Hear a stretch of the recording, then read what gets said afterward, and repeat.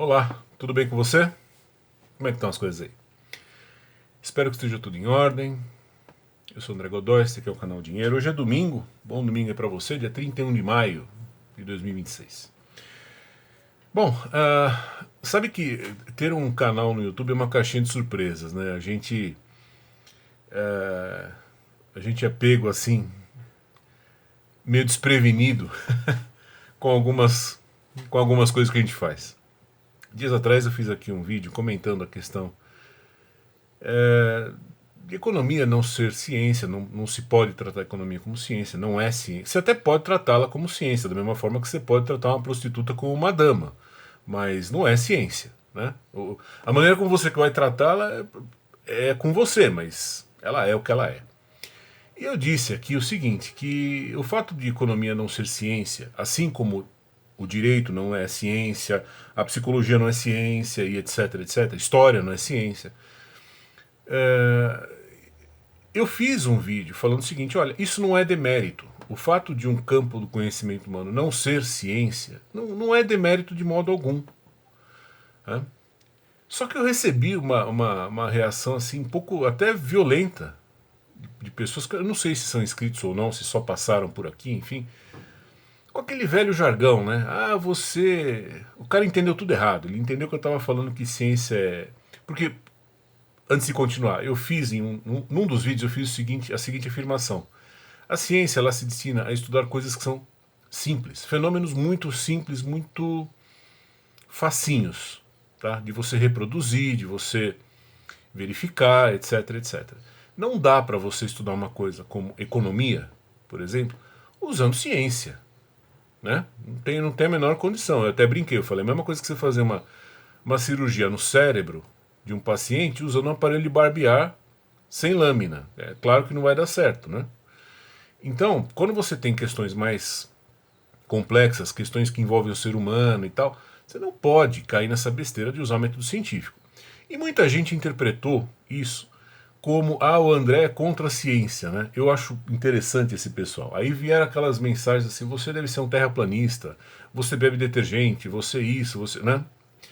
Eu acho curioso e bonitinho isso pelo seguinte, porque com certeza quem costuma falar esse tipo de abobrinha normalmente é aquele pessoal que não sabe quanto vale o seno de 30 graus, né? É aquele cara que enquanto ele era aluno, ele era um dos piores da classe. Mesmo assim ele se vê no direito de pegar a pedra e ficar falando, você é contra a ciência, você é contra isso, você é contra aquilo e tal e coisa, né?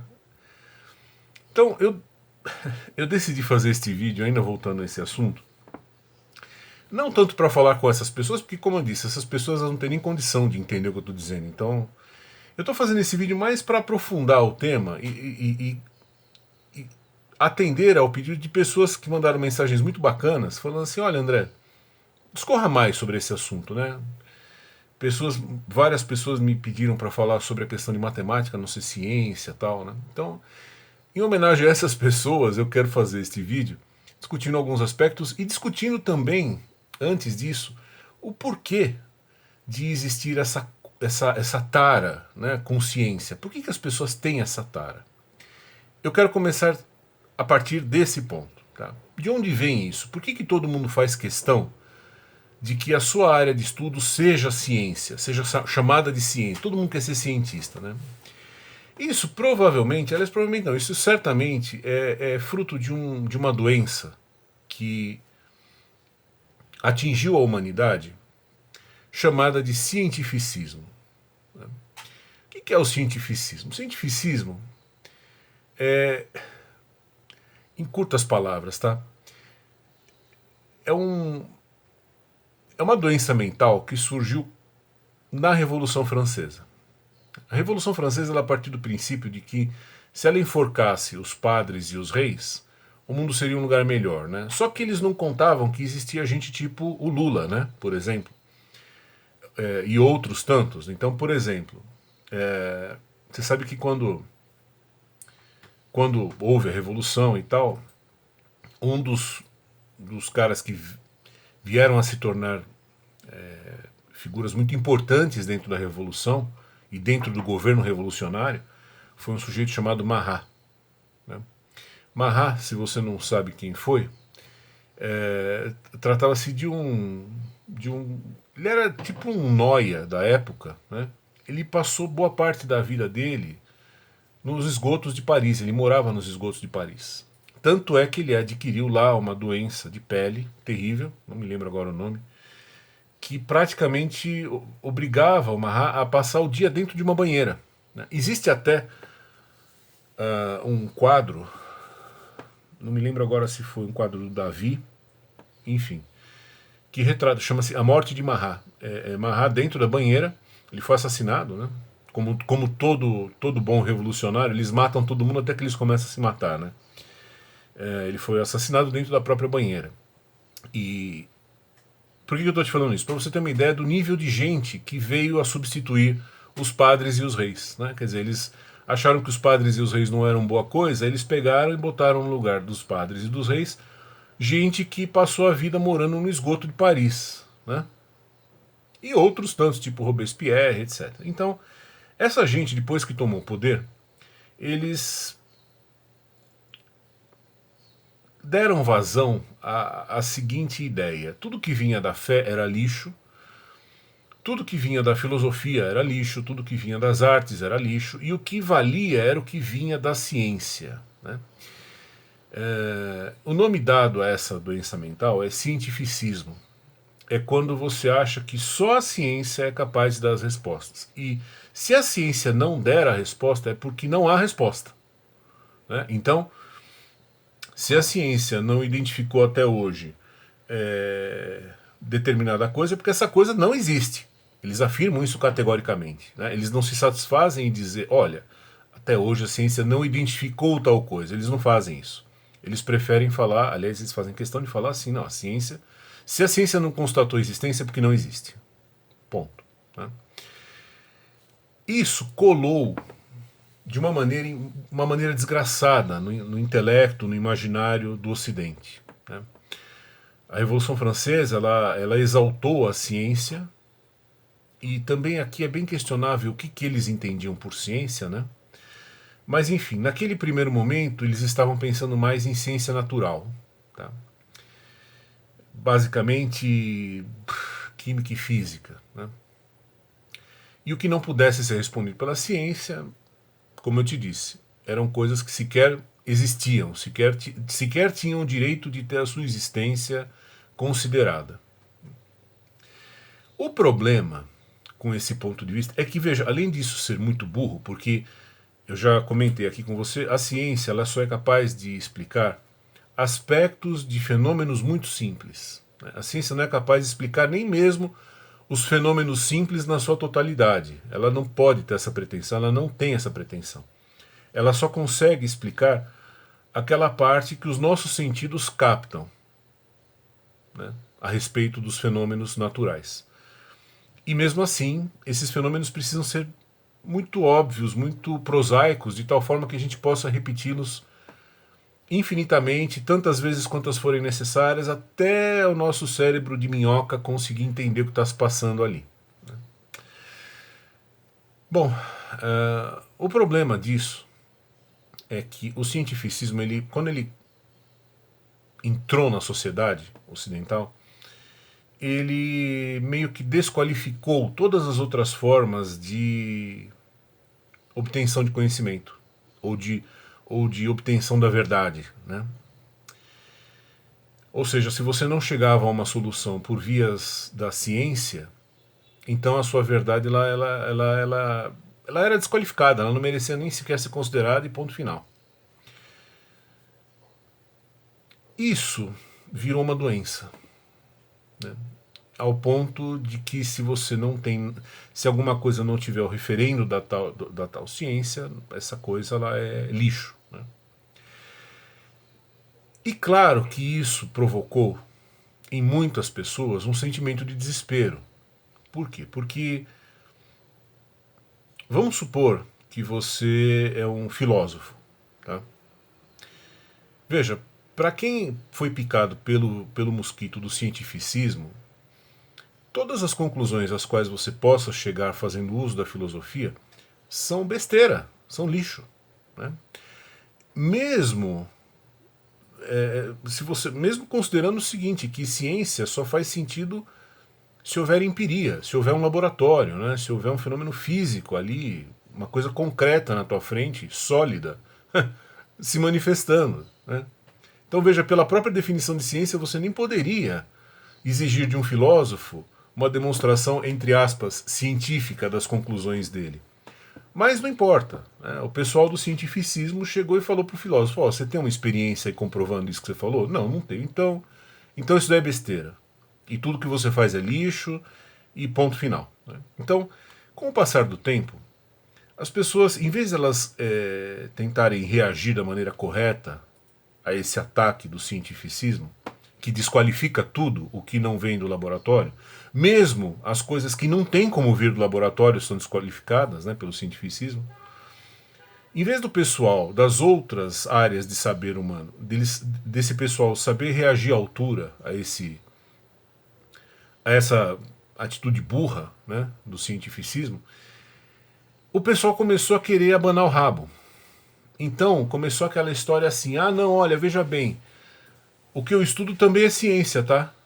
O que eu estudo também é ciência, então psicologia é ciência, história é ciência, psicologia é ciência, direito é de ciência, medicina é ciência, economia é ciência, né? Por quê? Porque o cara se viu de repente acuado e com medo. Ele falou: poxa, então quer dizer que se for assim, se eu não tratar de colocar a minha área de estudo entre aquilo que se considera ciência, tudo o que eu fiz vai ser jogado na lata do lixo e vai ser desqualificado pelos outros. Então, eu tenho que dar um jeito de emplacar que psicologia é ciência, por exemplo, né?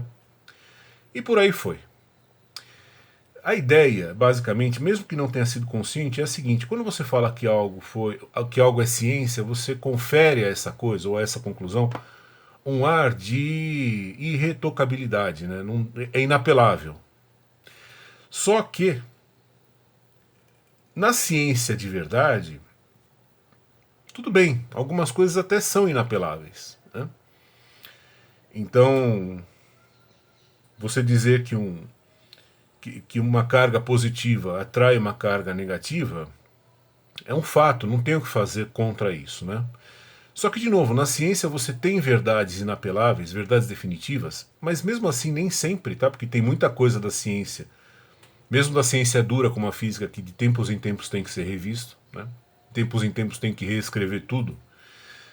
Mas enfim, tem algumas poucas coisas que são meio que eternas. Só que essas coisas são eternas justamente porque elas lidam, novamente, com fenômenos que são muito simples. Então, é claro que você nunca vai poder aplicar ao que diz respeito ao ser humano esse caráter definitivo e irrefutável que você aplica a uma carga positiva e uma negativa se atraindo, certo? Não dá para você bater um martelo e falar: olha, com a mesma certeza com que a gente diz que positivo atrai negativo, a gente diz, por exemplo, e aí você enuncia qualquer coisa, qualquer lei, digamos, ou da economia, ou da psicologia, ou do que quer que seja, né? Percebe? Você não pode ter nesses outros ramos do conhecimento o nível de certeza que você tem quando você mexe com uma partícula positiva e uma negativa. Por quê? Porque uma partícula positiva e uma negativa é um fenômeno absurdamente simples. Você não tem um ser humano ali envolvido, você não tem vontade, você não tem nada. Certo? Então, é claro que quando a ciência se manifesta sobre essas coisas, ela se manifesta com um grau muito alto de certeza. Nem sempre é 100%, mas é muito alto. Não tem como você aplicar esse nível de certeza a assuntos humanos. Simplesmente não dá. Mas, ainda assim, o desespero fez com que muitos caíssem nessa besteira de falar: o que eu faço também é ciência. Por quê? Porque o cara precisa, de alguma maneira, ser levado a sério. Ele quer. Quem que não quer ser levado a sério? Todo mundo quer, né? Então, é muito desconfortável você estudar um assunto e, de repente, chega um idiota e fala: não, mas isso não é ciência e então por causa disso é lixo. Tudo bem, não é ciência, mas isso não significa que o que você estuda é lixo. Muito pelo contrário. O fato de não poder ser classificado como ciência provavelmente tem a ver com o fato de que o que você estuda é uma coisa complexa demais para caber no método científico. Não dá para você enquadrar o que você estuda no método científico. Mas os economistas, os médicos, os advogados, Enfim, esse povo, eles não, os historiadores, eles não entendem isso. Eles não veem a coisa desse jeito. Eles acham que se não é ciência, então é um demérito para eles não ser ciência, né?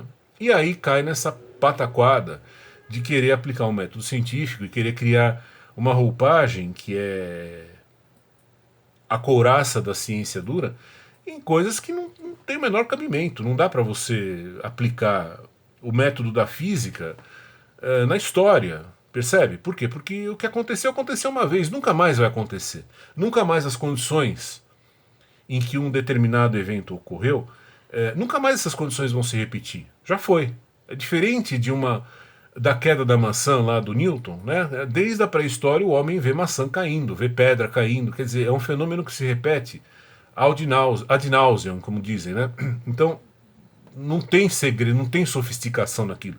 É uma coisa muito simples, portanto dá para você usar o método científico, né? É reprodutível, enfim, vários aspectos que você não vai ter na ciência que é humana, ou mesmo em algumas áreas da tal ciência biomédica, né? Cada paciente é percebe? Então, quando você fala ciências biológicas, mesmo lá, ciências humanas, ciências biológicas, você tem que pôr aspas nessas ciências, porque não é ciência. É algo que vai além. Seriam áreas do conhecimento nas quais seria muito mais útil, muito mais honesto você aplicar outros métodos de investigação. Então, por exemplo, na economia você poderia e deveria aplicar a filosofia e não um método científico, certo? Faz muito mais sentido um economista estudar Platão ou Santo Agostinho, ou o que quer que seja, do que estudar esses idiotas que ficam escrevendo equação diferencial, né? Não tem sentido. O ser humano não cabe numa equação diferencial.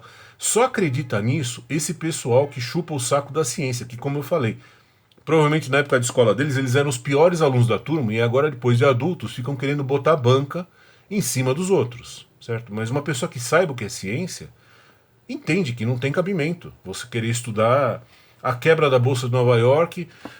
Sabe essa gente que percebe que quando você adota o método científico como ferramenta de trabalho para uma coisa, tipo economia, existe uma grande tendência de você passar a ter uma visão mecanicista, determinista das coisas. Então, quando você vê certos índices macroeconômicos assim o assado, você vai falar, poxa, mas em 1929 esses índices se comportaram dessa mesma maneira, e aí você acha que então vai acontecer de novo em 1929.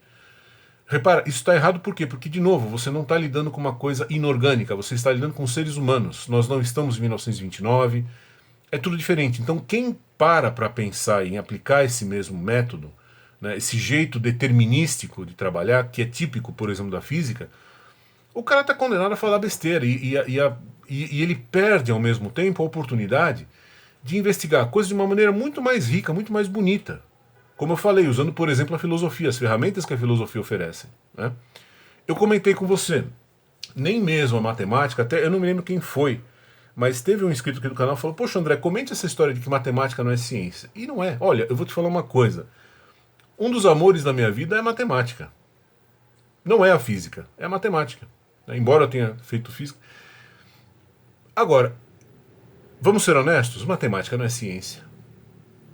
Aí, por que matemática não é ciência? Porque matemática não goza da empiria, você não tem o que medir, né? Veja, a matemática ela lida com entidades que não existem, certo? Você pega, por exemplo, eu trouxe aqui para você, este livro aqui, olha, Elementos de Euclides. Isso daqui é o segundo livro mais lido e vendido da história, não sei se só perde para a Bíblia. E no começo, o Euclides, ele dá as definições dele lá de geometria, ele fala o seguinte, a primeira coisa que está escrita no livro, tá? Um ponto é aquilo que não tem parte. Você já conheceu alguma coisa que não tem parte? Eu nunca vi.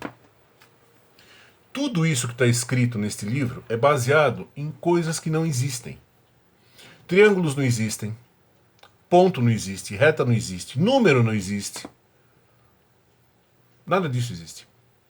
E veja, eu não sou um detrator da matemática. Repetindo, matemática é uma das coisas que eu mais amo na minha vida. Eu falo que quando eu tenho pena de morrer, porque eu tenho certeza que lá no inferno não deve ser permitido, que é para onde eu vou, provavelmente, não deve ser permitido brincar de matemática. Lá o cara deve torturar a gente com outras coisas, né? Você deve ficar ouvindo o discurso do Lula dia e noite sem parar. Então eu amo matemática, mas eu reconheço, não é uma ciência, porque você não tem o que verificar. O compromisso da matemática é a autoconsistência. Ela tem que ser, ela não pode se contradizer. Ela tem que ter uma consistência interna. Ela não tem compromisso com o mundo. De novo, números não existem. O número 5 não existe. Reta não existe, triângulo não existe, quadrado não existe, circunferência não existe, nada disso existe. Então isso não é ciência, isso é uma linguagem.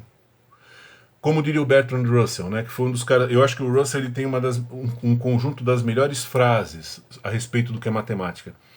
Ele disse que a matemática é uma extensão da lógica formal. Para ele, a matemática ela não é nem mesmo digamos assim, uma entidade autônoma, vai.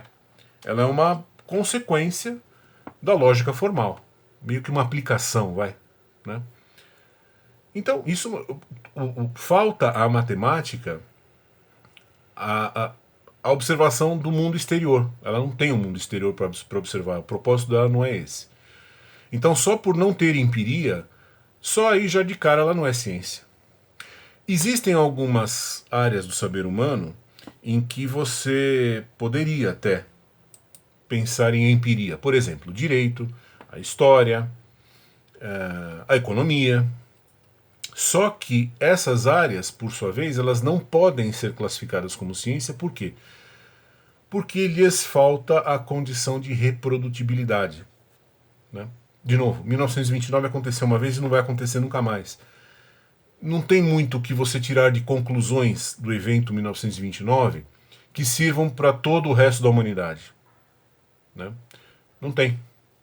Não dá para você falar, olha, aconteceu isso, então toda vez que tiver isso, acontecerá aquilo. Não existe isso. Não existe implicação. O momento era um. As pessoas que viviam naquela época não vivem mais, hoje em dia não estão mais aqui. Essas pessoas é que fizeram o mercado reagir daquele jeito, percebe? Então, tudo isso você tem que levar em conta. Você não pode. Você tem que lembrar que economia, ou história, ou literatura, ou psicologia, envolve ser humano. As pessoas que fizeram o índice da Bolsa de Nova York derreter em 1929, essas pessoas estão mortas. As pessoas que hoje estão no mercado, no lugar daquelas que estavam em 29, são outros seres humanos. Eles têm outros sentimentos, eles vão reagir de outra maneira. Não é a mesma. Repara que você não tem como reproduzir um evento. Para que a economia, por exemplo, pudesse ser classificada como ciência, você precisaria dispor de uma máquina do tempo, por exemplo, que fizesse o seguinte: deixa 1929 acontecer, tá, aí você registra tudo o que aconteceu. Aí o que você faz? Aperta o botão na máquina do tempo e volta de novo para o início de 1929. Do mesmo 29, com as mesmas pessoas, tudo igual. Deixa rolar novamente 1929. Anota de novo tudo o que aconteceu. Repita essa experiência, aperta o botão de volta do tempo, sei lá, 1000 vezes. Aí você poderá tirar alguma conclusão. Se isso fosse possível, aí sim a economia seria ciência. Se você pudesse fazer esse mesmo procedimento com um paciente que está no hospital, se você pudesse fazer esse procedimento com um evento histórico qualquer, a Revolução Russa, sei lá, a Revolução Francesa, aí sim a história seria ciência, o direito seria ciência, tudo isso seria. Só que não é. Então é muito difícil você encontrar um fenômeno que dispõe, que ofereça, que permita ao mesmo tempo a empiria, a observação empírica e a reprodutibilidade. É muito difícil. A matemática não tem nem a empiria e nem a reprodutibilidade, ela é fechada em si mesma. Né? O direito, a história, a psicologia, eles até têm a empiria, você até tem o paciente ali, você até tem um evento histórico que ocorreu. Só que falta o quê? A reprodutibilidade. Aconteceu, acabou, fim. Né? O que sobra? Sobram os eventos que são reprodutíveis e que são empíricos, são observáveis, são mensuráveis, mas justamente porque eles são muito simples. É a pedrinha que cai. É o próton que atrai o elétron. Percebe? São coisas muito simples. E mesmo assim, é o que eu te falei. Se campo elétrico tiver cor, a gente não sabe, porque a gente não enxerga. Né? A nossa visão ela consegue enxergar algumas coisas, nem é tudo que a gente enxerga. Então, com certeza, existem propriedades do campo magnético, do campo elétrico, do campo gravitacional. Existe um monte que a gente não, nem imagina que existe. Por quê? Porque nós não temos sentidos para... Percebe que é um problema sensorial? É basicamente isso. Nós não temos, de repente, ferramenta para enxergar determinada cor. Ferramenta, que eu digo, neurológica, né? Não temos, de repente. Então, para nós, aquela cor não existe. Agora, isso não significa que ela não exista, né? De qualquer forma, o ponto é o seguinte: quando uma pessoa se deixa levar por essa maldição implementada pela Revolução Francesa, essa maldição chamada cientificismo, ela tem uma necessidade desesperada de categorizar aquilo que ela estuda como ciência. E quando ela faz isso, ela está jogando no lixo, normalmente, a riquíssima oportunidade de estudar um fenômeno complexo usando as ferramentas apropriadas. De novo, no caso da economia, a filosofia, a moral. Essas são as ferramentas certas. Então, você vai estudar uma coisa tão rica quanto a ação humana, diante da escassez, que no caso é a economia, usando equação diferencial, que é um negócio que você usa para estudar a queda da pedra, da maçã. Você tem que ser completamente louco para você ficar nessa vida.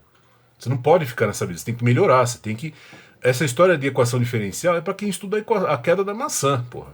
Ou para quem estuda a galáxia, percebe? Coisas que são simples. Elas podem ser vastas, podem ser... Tudo bem, são enigmáticas, mas são simples. Simples no sentido de que é aquilo. Né? Quantas vezes você fizer aquele experimento, quantas vezes você vai obter aquele resultado. Agora, história, direito, economia, não, pô. Então, você aí que estuda essas áreas, você que se dedica a essas áreas do saber, não cai nessa história furada, nessa conversa estelionatária de que eu tenho que categorizar o que eu estudo como ciência. Não cai nisso, porque você vai acabar usando o método errado para estudar uma coisa que é bonita, que merecia ser bem estudada, certo? Simplesmente porque você tem a insegurança de vão dizer que o que eu estudo não é sério, né? Que o meu método não é correto. E você vai se deixar deprimir por um bando de cientistas que são normalmente um bando de mafiosos, né? É um bando de gente assim, se não é aquilo que eu faço, então é lixo, né? Eles são assim. Né? Muita gente na própria ciência é assim, o que é uma ignorância. Né? Não pense você que se você for lá na física da USP ou de qualquer outro lugar, o que você mais vai encontrar lá é gente ignorante, é gente idiota, né? Que acha assim, não, Platão é lixo, Aristóteles é lixo, eles pensam isso, eles têm essa audácia. Eu falo porque eu estudei lá. Se for no estudo de física da USP, 99 em cada 100 pessoas lá dentro, professores e alunos, acham que Aristóteles é lixo. Quer dizer, mal sabe eles acham isso sem nunca ter lido Aristóteles. Né? Mal sabem eles que eles, comparados a Aristóteles, eles são pior que um macaco. Né? Eu me lembro muito bem. Primeira vez que eu peguei Aristóteles para ler na minha vida, eu me senti um chimpanzé. Eu li aquilo e falei, não, peraí. Eu acho que o problema o problema deve estar na versão, na tradução para o português, deve estar uma merda isso aqui, eu vou pegar outras edições. E eu lembro que eu fui pegando outras, e eu lembro de uma vez, um dia que eu estava assim, com várias edições, eu estava na biblioteca, eu estava com uma edição em espanhol, uma em francês, uma em inglês, tinha edição em português, tinha uma edição em italiano, eu botei várias ali. E eu li aquilo e falava, gente, não é possível, em nenhuma língua eu entendo essa coisa. Né? Eu passei meses para entender um parágrafo de Aristóteles. O Aristóteles pegou todas as equações diferenciais que eu sabia e enfiou aqui, ó, no meu cu. Certo? Me fez sentir um orangotango. Pior que o orangotango diz que é inteligente, né? Tipo sagui, né? Sabe sagui? É isso. Então, não caia nessa besteira de achar que se não é matematizável, se não é classificável como ciência, então é uma coisa menor. Não. Não mesmo. Muito pelo contrário. Talvez seja até uma coisa sofisticada demais para caber no pobre do método científico. Tá? O método científico é pra gente que nem eu. Ou gente pior que eu, né? Que só sabe fazer conta, não sabe mais nada na vida. Certo? É isso. Fenômenos que são mais sofisticados, mais abrangentes, mais complexos, requerem uma ferramenta melhor. Tá bom? É isso, espero ter deixado claro, não tenho nada contra ninguém. E se você é uma das pessoas que me escreveu aqui sobre beber detergente e tal, eu recomendo, vai estudar, tá? Vai comer banana e depois você vem falar comigo, tá bom? Abraço pra você.